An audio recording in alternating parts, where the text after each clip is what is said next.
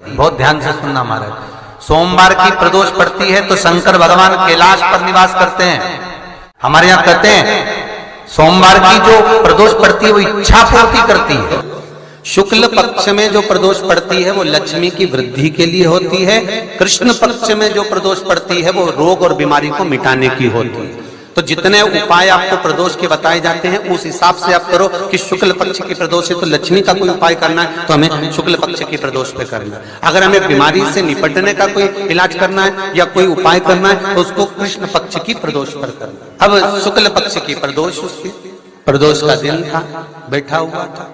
मान लो अगर कहीं आप कोई नौकरी के लिए अप्लाई कर रहे हैं, लॉकडाउन में सर्विस छूट गई, कई लोगों की छूट गई, कंपनियां कई बंद भी हो गई, कई कंपनियों से निकाल भी दिया गया, कहीं पत्नी परेशान हो रही है, कहीं पति परेशान हो रहा है, आप कहीं अप्लाई कर रहे हो तो जैसा माता उमा ने प्रदोष काल में, प्रदोष के समय पर, प्रदोष काल के अंतर्गत बेलपत्री का स्मरण किया है, वो बेलपत्र का स्मरण अगर संसार का मनुष्य कर लेता है तो महाराज ब्रह्मवृत्ता पुराण कहती है कि उस जीव का ऐसा कोई कार्य नहीं जो सफल नहीं होता।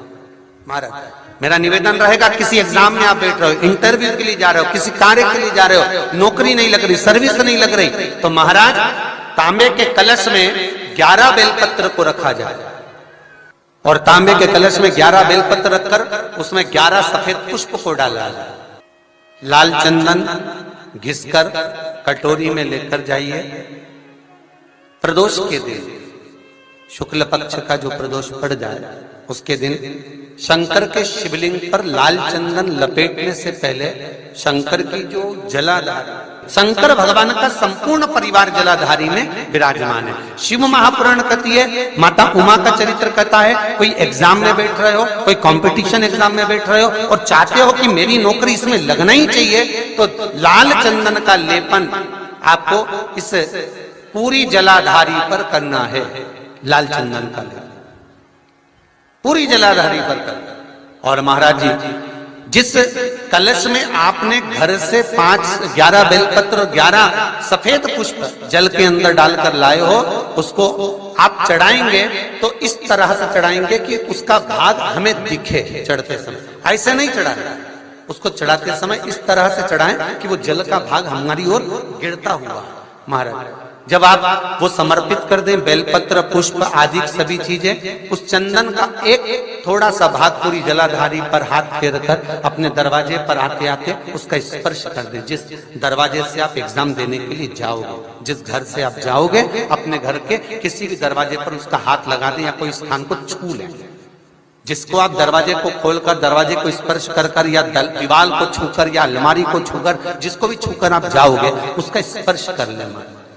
फिर आपको कुछ नहीं करना है, उमा और महेश ही सब कुछ करेंगे जो उनको करना है। सब साथ प्रयास करना, जब जब जिस महीने में जो प्रदोष पड़ा करे, जब प्रदोष पड़े, बन सके 1 बेलपत्र, बन सके 5 बेलपत्र, शमी पत्र, हरा मूंग बेलपत्र, एक कलश के अंदर थोड़ा सा पानी लेकर 1 बेलपत्र, हरा मूंग, शमी पत्र डालकर और उसमें थोड़ा सा गुड़ डालकर भगवान शिव का स्मरण कर कर प्रदोष काल में, मान लो कोई काम आपका बहुत जरूरी है, बहुत दिनों से आप थक गए हैं, नहीं हो रहा, कर्जा बढ़ रहा है, धन नहीं आ रहा, व्यापार नहीं चढ़ रहा, या कोई समस्या बहुत प्रबल है, कोई एग्जाम में बैठ रहे हो, नहीं हो रहा, परीक्षा भी दे दी है, रिजल्ट आने ही वाला है, तो भी प्रदोष काल में, प्रदोष के समय वो जल, मूंग, समीपत्र और बेलपत्र और गुड़ का शंकर के शिवलिंग को समर्पित करना प्रारंभ कर दो। 2 या 3 प्रदोष करोगे, बाबा आपकी मनोकामना शीघ्र पूर्ण कर देगा। हमारे यहाँ कहते हैं सोमवार की जो प्रदोष पड़ती है वो इच्छा पूर्ति करती है, मंगलवार की प्रदोष रोग से मुक्ति देती है, बुधवार की प्रदोष कामना की पूर्ति करती है, गुरुवार की प्रदोष शत्रुओं का नाश करती है, शुक्रवार की प्रदोष सुख और शांति देती है, शनिवार की प्रदोष संतान का सुख देती है और रविवार की प्रदोष जो काम दुनिया में कोई नहीं कर सकता वो अचूक फल की प्राप्ति रविवार की प्रदोष करा देती है। पहले तो आप वो जल का पात्र वाला उपाय कर लो जो पहले बताया है, वो नहीं कर सकते तो कुंदकेश्वर का उपाय करिए। बेलपत्री 5 बेलपत्र आप 5 बेलपत्री को ले सकते हैं और 5 बेलपत्र में पीला चंदन पूरी बेलपत्री पर लगा लें। पीला चंदन केवल एक बेलपत्र ऐसी हो जिस बेलपत्री पर आप गाय का घी लगाएं। क्या लगाना है? गाय का घी। 5 बेलपत्र में से 2 बेलपत्र नीचे पीली चंदन वाली, बीच में गाय के घी वाली बेलपत्र और उसके ऊपर वापस 2 बेलपत्र वही पीले चंदन की रख लें।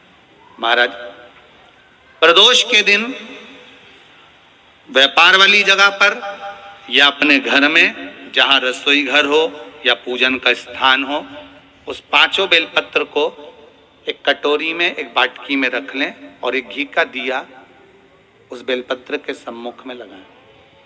उस बेलपत्र को प्रदोष के दिन प्रदोष काल में उठाएं और भगवान शंकर को अपनी कामना कर कर समर्पित कर कर जाएं। केवल 2 प्रदोष करिए कुंदकेश्वर महादेव के नाम से। लक्ष्मी मेरा भोलेनाथ देना प्रारंभ कर देगा, संपदा वो देगा, वैभव वो देगा। 2 प्रदोष कर कर देख लीजिए। वैसे करना चाहिए इसको 5 प्रदोष। कितने प्रदोष करना चाहिए? 5। पर आप एक प्रदोष करेंगे, दूसरा प्रदोष करेंगे, अपने आप संपदा बढ़ना, वैभव बढ़ना, लक्ष्मी की आवक होना प्रारंभ हो जाए। कुंदकेश्वर महादेव। ऐसा बेलपत्री की डंडी रहती है ना, बहुत ध्यान दीजिएगा महाराज। श्राद्ध पक्ष की कथा चल रही है, शिव महापुराण आज विराम की ओर है, ध्यान दीजिएगा। जैसे ये बेलपत्री की जो डंडी होती है, डंडी का जो भाग होता है बेलपत्री की, ऐसा बेलपत्री की 7 भाग ले लो, मतलब बेलपत्री 7 ले लीजिए। 7 बेलपत्र लेकर कच्चा जो सूत होता है ना, कच्चा सूत जो जानते हो पेड़ पौधे में माताएं लपेटती हैं, धागा जो होता है ना सफ़ेद कलर का कच्चा धागा जो बड़ में, पीपल में और आंवला आदि में लपेटा जाता है, कच्चा सूत, उसको शंकर भगवान और माता पार्वती का स्मरण कर कर नंदी के, जो नंदी होता है, नंदी के राइट भाग में, नंदी का एक पांव ऊंचा होता है, आपने देखा होगा आगे का पांव ऊंचा होता है, बैठते समय नंदी का एक पांव ऊंचा है, एक पांव नीचे की हो जाता है। तो नंदी का जहां पांव ऊंचा है उस ऊंचे पांव के पास में बैठना है। कच्चे सूत पर उस बेलपत्री के जो 7 गुच्छ हैं, 7 जो बेलपत्री के भाग हैं, 7 बेलपत्री हैं, उसको अपना नाम गोत्र स्मरण कर कर उस कच्चे सूत को लपेटना है। महाराज लाल कलर का चंदन उस बेलपत्री के पत्ते में जो अग्रभाग होता है, सबसे आगे का भाग, 7 में लाल चंदन लगाना है। महाराज उस चंदन को लगाकर आप प्रदोष के दिन, प्रदोष काल में शंकर भगवान को समर्पित अगर करते हैं तो जिस घर का गोत्र बोला है उस घर में कभी क्लेश नहीं हो सकता, वो शांति का अनुभव कर, उसमें क्लेश नहीं हो सकता। एक धागा होता है पक्का धागा, एक धागा होता है कच्चा धागा। बहुत ध्यान दीजिएगा महाराज, पक्के धागे से नहीं लपेटना सफेद, कच्चा जो धागा पीपल में, बड़ में या आंवला आदि में जो हम लोग लपेटते हैं पूजन करते समय, वो कच्चा धागा। और एक बात और आपको कहने,